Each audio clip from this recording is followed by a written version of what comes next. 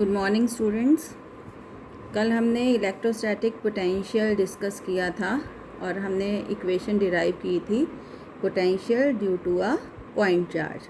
तो थोड़ा सा अगर हम रिवाइज करें तो suppose we have a point charge here, we have a point charge plus q at O, and in the electric field of this charge P is a point which is at a distance r from this point charge. So to calculate the potential at P, what we did, we imagine a line joining this point to infinity. We took 2 points A and B separated by distance dx. First we calculated the work done in carrying the unit positive test charge from A to B, and then we integrated it to calculate the total work done in bringing the unit charge from infinity to point P, and this work done is called the potential. और कितना आया था हमारे पास potential के लिए expression, v is equal to Q upon 4 pi epsilon naught r. This is the equation for potential due to a point charge.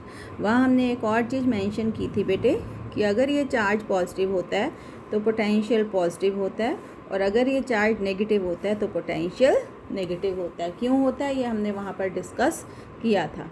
Then we explained कि what are equipotential surfaces. याद है, पढ़ा था इक्विपोटेंशियल सरफेसेस क्या होती हैं. तो वो surfaces at every point of which the electric potential is same are called equipotential surfaces. और इनकी जो सबसे इम्पॉर्टेंट एक क्वालिटी आई थी वो क्या आई थी कि इक्विपोटेंशियल सरफेसेस जो होती हैं they are always perpendicular to electric field lines. ठीक है. और फिर एक रिलेशन हमने डिराइव किया था, relation between electric field intensity and potential gradient. It is E is equal to minus dV/dr. तो लास्ट लेक्चर में ये सब हमने काम किए थे. होप कि आप सब ने इसको रिवाइज कर लिया होगा. आज हम शुरू करते हैं potential due to an electric dipole. जैसे हमने इलेक्ट्रिक फील्ड कैलकुलेट की थी डाइपोल की एक्सियल और इक्वेटोरियल लाइन पर, ऐसे ही हम पोटेंशियल कैलकुलेट करेंगे डाइपोल की वजह से, और फिर एक्सियल और इक्वेटोरियल पर स्पेशल केस लेकर हम उसको डिराइव कर सकते हैं. तो electric potential, let's start. Electric potential at a point due to electric dipole.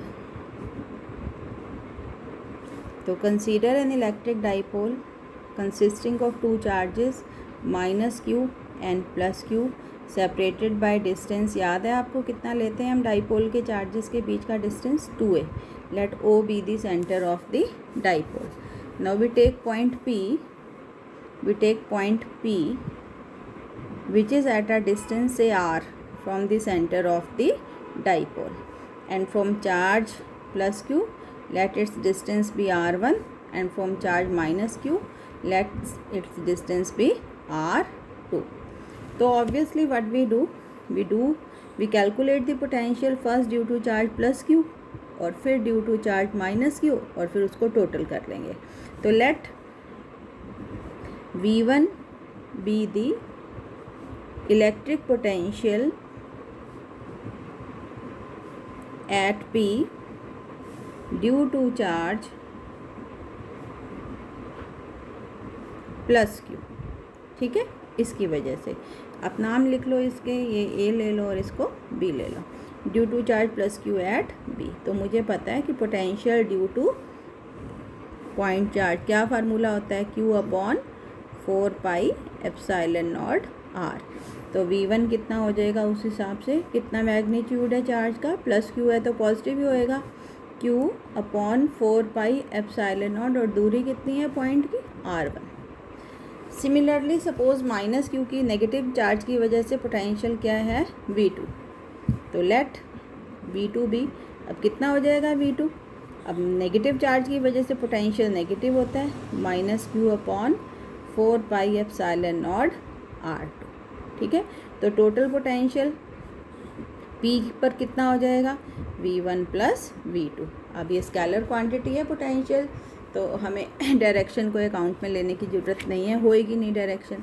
तो V1 हो जाएगा आपका Q/4πε0 R1 और V2 है आपका -Q/4πε0 R2। क्या कॉमन आ गया दोनों में? Q/4πε0 1/R1 -1/R2, ये बनी है इक्वेशन। ठीक है, यहाँ तक तो कोई प्रॉब्लम नहीं। पॉजिटिव की वजह से पोटेंशियल पॉजिटिव ले लिया, नेगेटिव की वजह से पोटेंशियल नेगेटिव ले लिया और टोटल निकाल लिया। अब हम क्या करेंगे? We calculate the value of R1 and R2 and put this value in this equation. तो सपोज ये जो लाइन है which joins the centre of the dipole to point P, ये डाइपोल की एक्सिस के साथ, this is the axis of the dipole. Dipole movement क्या होती है? Negative to positive. सपोज बेटे ये कितना एंगल बना रही है? थीटा। कितना एंगल बना रही है? थीटा। और ये जो हमने डाइपोल लिया है ऑब्वियसली इसकी डाइपोल मोमेंट क्या होगी? Q × 2a। ठीक है, तो अब हमें P और थीटा की फॉर्म में R1 और R2 को इवेल्युएट करना है। तो उसके लिए what we do, we extend the line joining OP, आगे बढ़ाई, एक परपेंडिकुलर हमने A से AD ड्रॉ किया और एक परपेंडिकुलर हमने इस लाइन पर BC यहाँ से ड्रॉ किया। अब बेसिकली क्या है? R2 अगर हमने पीछे ज्योमेट्रीज जब छोटी क्लासेस में करी है और अभी आपने पढ़ा है उसको +1 10th में, तो ट्रिग्नोमेट्री के अकॉर्डिंग ये R2 जो है this may be taken as equal to PD, मतलब R2 जो है वो आपका PD है। अब R2 अप्रॉक्सीमेटली अगर PD है तो PD आपका बना हुआ है OP + OD, है ना? मैं कह रही हूँ पहले हम R1 को इवेल्युएट करेंगे, फिर R2 को, और फिर ये वैल्यूज़ इसमें पुट कर देंगे।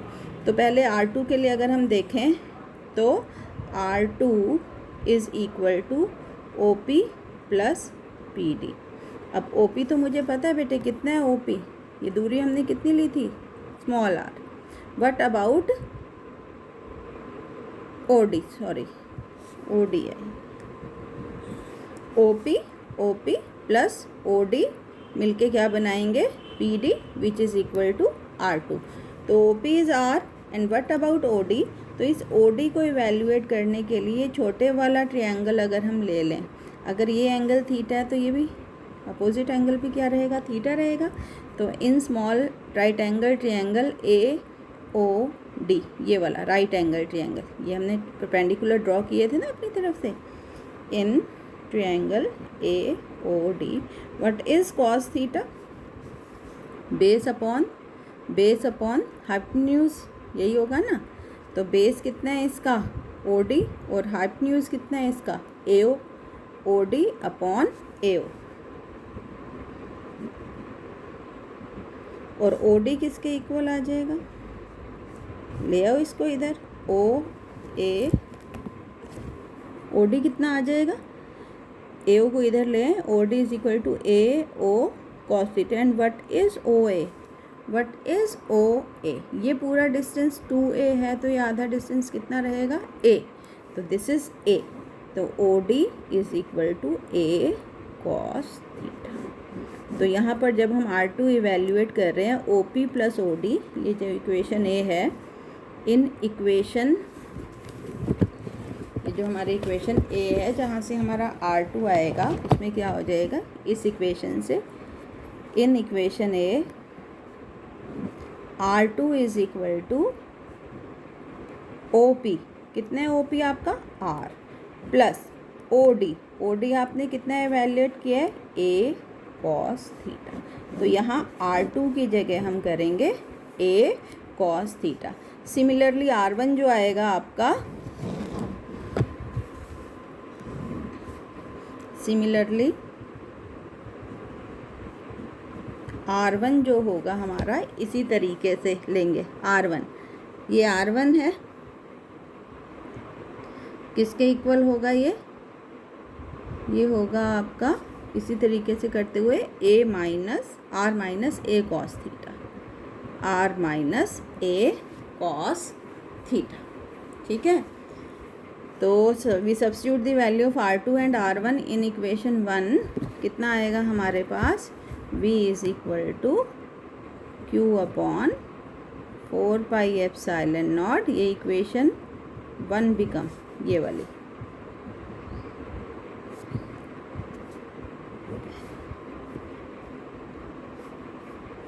वन अपॉन R1 कितना लिया? R minus cos theta, R minus a cos theta, minus था ना यहाँ R2 कितना आया हमारे पास?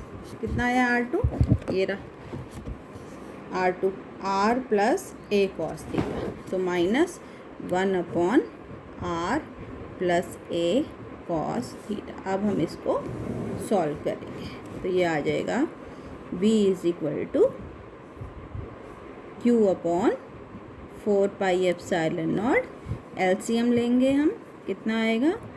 R square minus a square cos square theta. अब इसको इससे डिवाइड करेंगे तो आएगा R plus a cos theta. फिर यहाँ माइनस है तो जब हम माइनस को साइन को लेंगे इंक्लूड करेंगे तो माइनस R हो जाएगा और प्लस ए कॉस थीटा हो जाएगा. Plus R minus R cancel. A cos theta plus a cos theta कितना हो जाएगा? 2a cos theta. तो Q into 2a cos theta upon 4πε0 R square minus a square cos square theta. And what about Q into 2a? It is the dipole moment. So it is V is equal to P cos theta upon 4πε0 R square minus A square cos square theta. This is the potential due to an electric dipole जिसकी moment P है.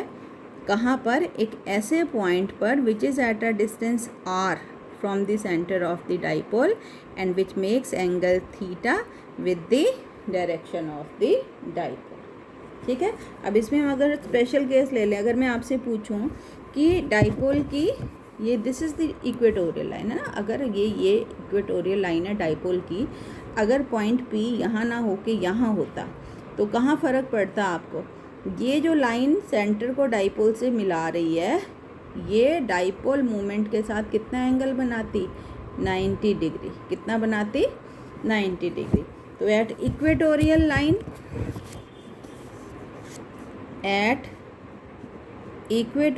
Line on short dipole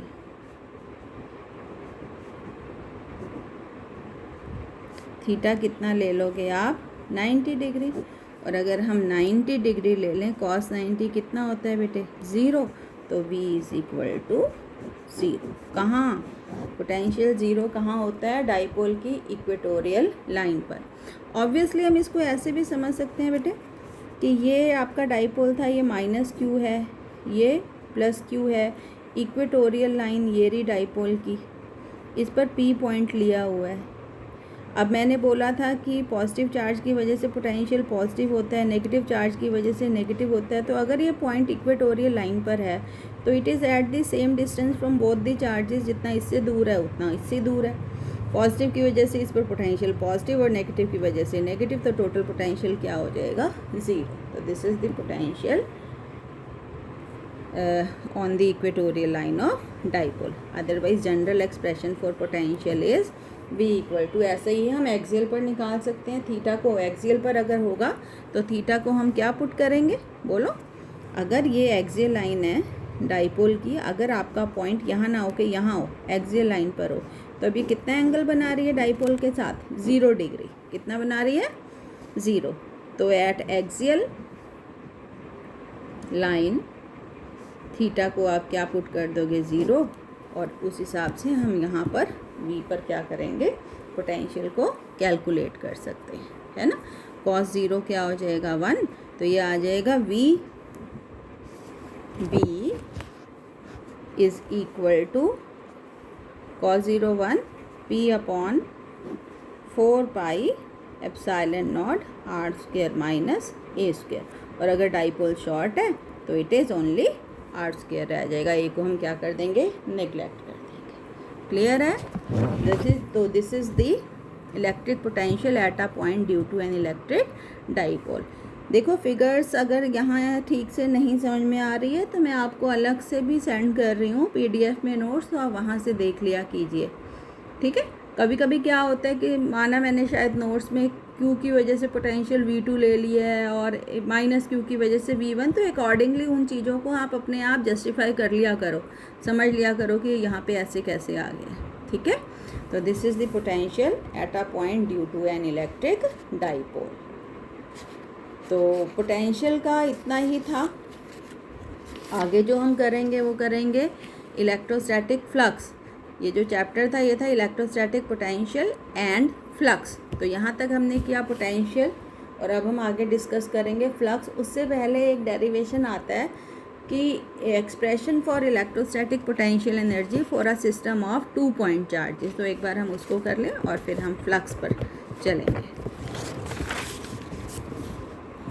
तो electrostatic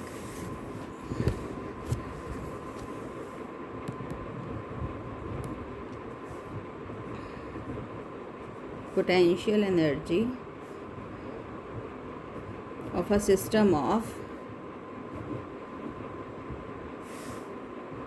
2 point charges। 2 point charges को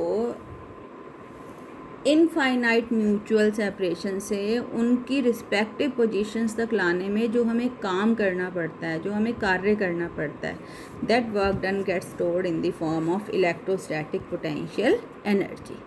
ठीक है, suppose बेटे कोई charge है Q1 जिसको हम इन्फिनिटी से यहाँ इस Q1 को हम O पॉइंट पर लेकर आए हैं, Q1 चार्ज को।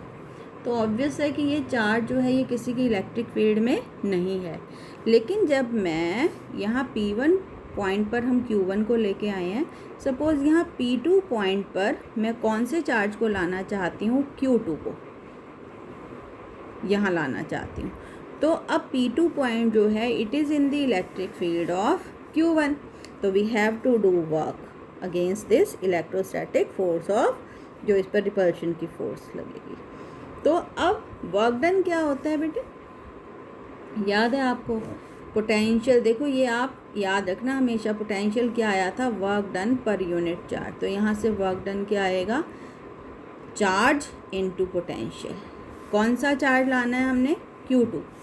कितना वर्क करना पड़ेगा, कौन सा चार्ज लेके आना है, Q2 इनटू कहाँ, इस P2 पॉइंट पर। और इस P2 पॉइंट पर पोटेंशियल कितना है, V।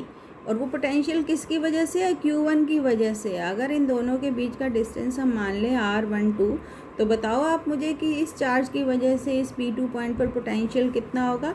तो potential due to point charge कितना होता है, Q1/4 pi epsilon naught into distance. Distance कितना लिया, R12। तो this is the amount of work done which we have to do in bringing the charges Q1 and Q2 at their positions। और यही work done जो है ये किस form में स्टोर हो जाएगा, in the form of potential energy. तो potential energy of a system of 2 point charges will be Q1 Q2 upon 4 pi epsilon naught R12। Similarly हम पोटेंशियल एनर्जी कैलकुलेट कर सकते हैं of a system of 3 point charges, of a system of 4 point charges and so on for a system of n point charges। तो इस पर based numerical 1-2 मैं दूंगी आपको ताकि ये कंसेप्ट आपको क्लियर हो जाए। तो this is the electrostatic potential energy of a system of 2 point charges. Clear है बेटे? अब हम आगे चलते हैं, जो हमारा नेक्स्ट टॉपिक है इलेक्ट्रोस्टैटिक फ्लक्स।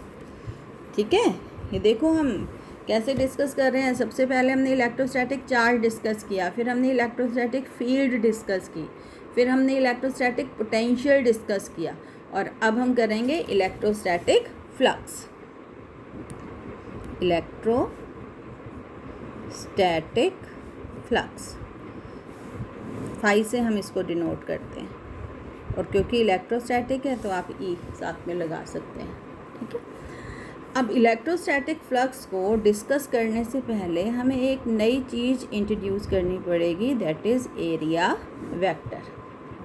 देखो हमने +1 में वेक्टर्स को बहुत अच्छे से डिस्कस किया था कि दो तरीके की फिजिकल क्वांटिटीज़ आर देयर, एक होते हैं scalars which do not possess direction और एक होते हैं वेक्टर्स विच पोजेस डायरेक्शन, और एरिया को वहाँ हमने माना था स्केलर, ठीक है। लेकिन इन सम ऑफ द प्रॉब्लम्स हमें चीज़ों को सॉल्व करने के लिए एरिया को एज अ वेक्टर लेना पड़ता है, तो यहाँ पे हम एरिया वेक्टर इसलिए इसको कह रहे हैं। और जब हम एरिया वेक्टर लेंगे तो ऑब्वियसली एक डायरेक्शन भी हमें साथ में जोड़नी पड़ेगी। तो कोई भी area element ds can be treated as vector ds, और वेक्टर ds लेने के लिए इसके मैग्नीट्यूड को ऑब्वियसली एक यूनिट वेक्टर से हम मल्टीप्लाई करेंगे। तो n क्या है? This is the direction of area vector. N is always a unit vector drawn along the unit vector along the outdrawn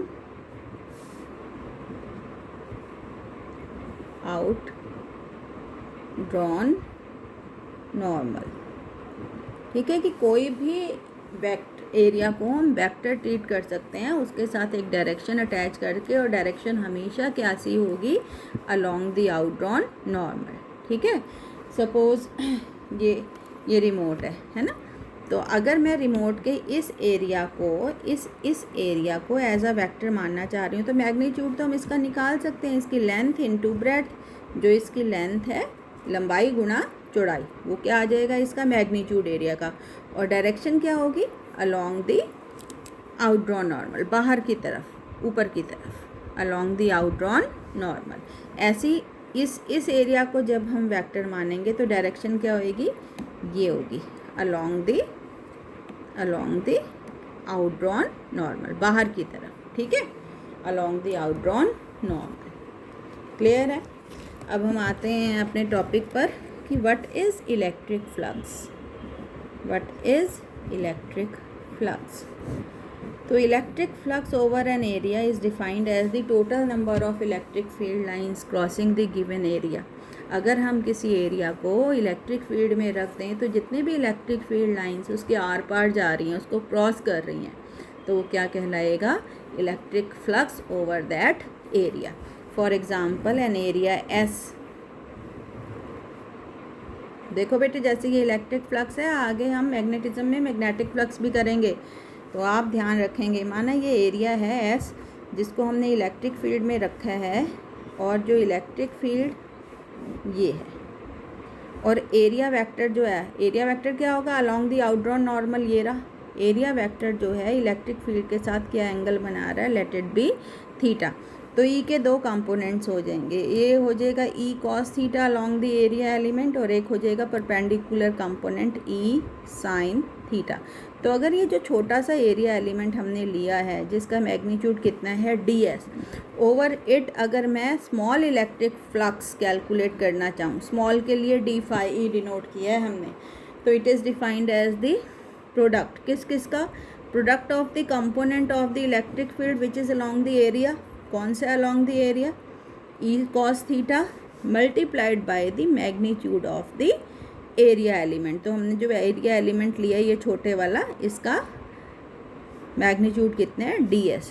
तो हम इसको ऐसे लिख सकते हैं d phi e is e ds cos theta, और वेक्टर फॉर्म में e dot ds, cos आया है ना, ए बी कॉस थीटा को ए डॉट बी लिखते थे ना, तो E dot E D S cos theta को ई डॉट डी एस।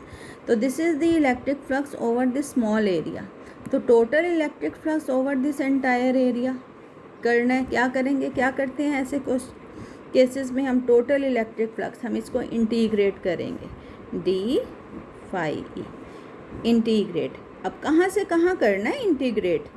अब कोई लिमिट ऐसे तो है नहीं, एरिया इज़ क्लोज्ड, तो इस क्लोज नेचर को शो करने के लिए हम इंटीग्रल के ऊपर ये क्लोज लूप का साइन बनाएंगे। इसका मतलब है कि integrated over the closed surface, ये जो क्लोज सरफेस हमने ली है इसके ऊपर हम इसको इंटीग्रेट कर रहे हैं। तो दिस इज़ द तो ये आ गया आपका flux is defined as E dot D S integral over the closed surface. ठीक है, अब आप मुझे बताएं कि whether the electric flux is a vector और स्केलर क्वांटिटी। बोलो,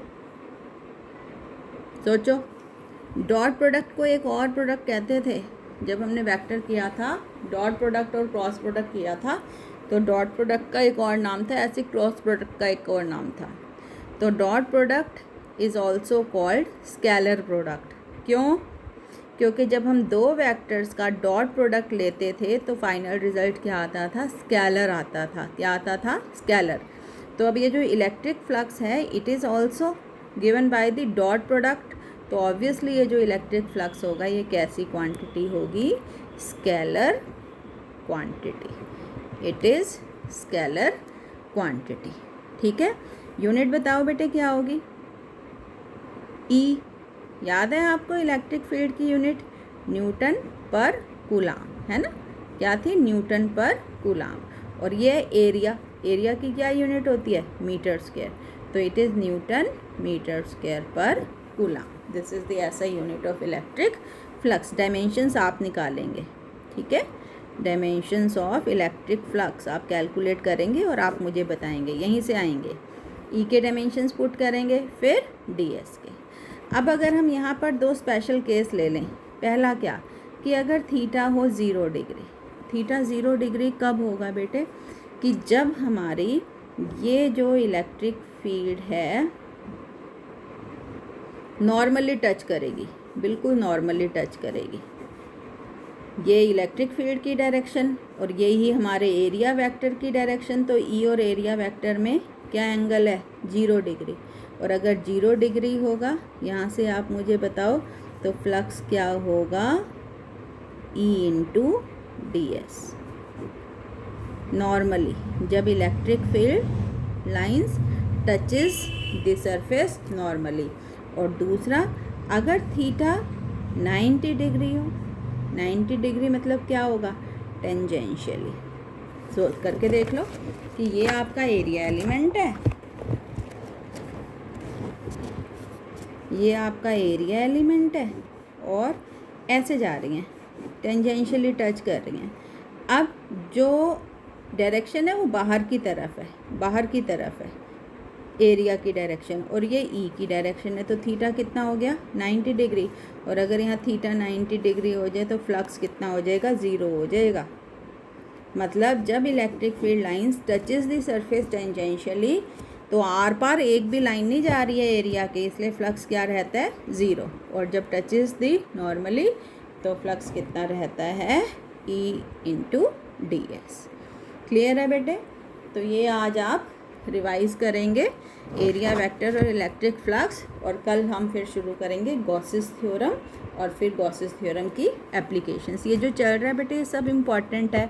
कोई भी नई क्वांटिटी आती है, जैसे आज इलेक्ट्रिक फ्लक्स आया है, तो आपको ध्यान रखना है कि स्केलर है कि वेक्टर है, यूनिट क्या होती है, डायमेंशंस क्या होते हैं, है ना? कोई आपका नया फ्रेंड बनता है तो आप देखते हो ना कि कहाँ रहता है, क्या नाम है, फादर क्या करते हैं, तो इतनी जानकारी तो हम जुटाते हैं ना। तो सेम इज़ द केस कि जब कोई भी एक नई फिज़िकल क्वांटिटीज़ इंट्रोड्यूस होती है तो आप उसके बारे में पूरी की पूरी इंफॉर्मेशन जो है वो कलेक्ट करेंगे। क्लियर है? तो मैं साथ में इसमें PDF के नोट्स भेजूँगी और आप उनको फिर फाइनल करना। कल हम शुरू करेंगे Gauss's theorem. Best of luck.